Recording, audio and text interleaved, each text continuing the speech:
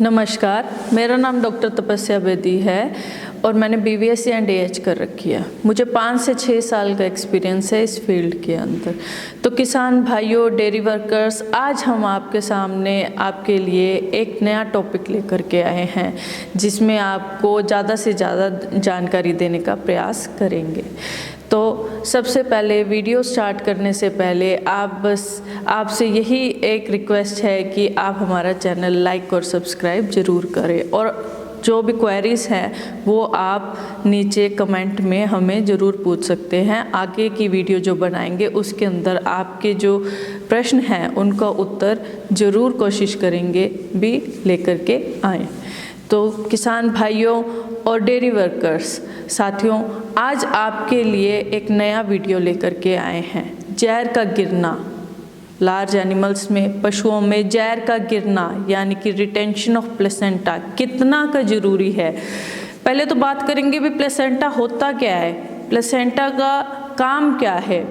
Placenta एक वो चीज़ है जिससे कि जो नवजात शिशु होता है, जब वो मादा के अंदर होता है, गर्भ में होता है, जिससे उसको पोषण मिलता है, न्यूट्रिएंट्स मिलते हैं और ऑक्सीजन मिलती है, वो होता है प्लेसेंटा, जिसको हम अम्बिलिकल कॉर्ड भी कहते हैं।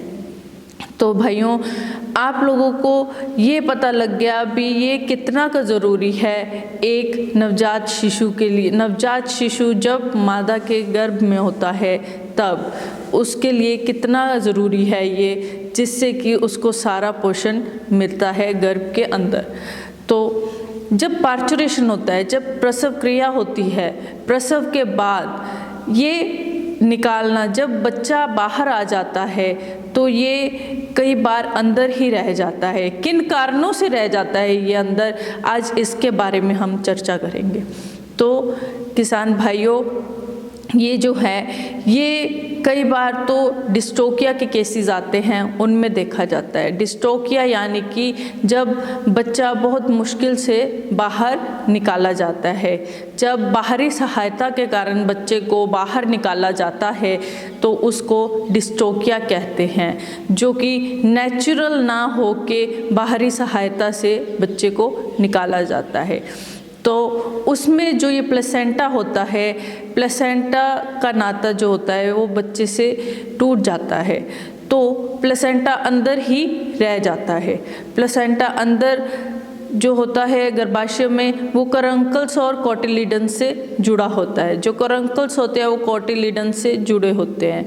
जो बच्चे का प्लेसेंटा होता है वो करंकल और कोटिलिडन से जो होता है मादा से जुड़ा होता है। तो उसमें क्या होता है, उसमें जब बच्चा बाहर आ गया तो बच्चे को जो है, बच्चे के साथ साथ प्लेसेंटा का बाहर आना भी अत्यधिक आवश्यक होता है, क्योंकि बाद में वो प्लेसेंटा किसी काम का नहीं रह जाता।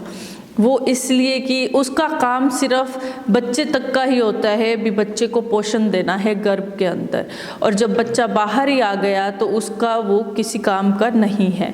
मादा के यूट्रस के अंदर जब वो प्लेसेंटा रह जाता है तो वो किसी काम का नहीं रह जाता।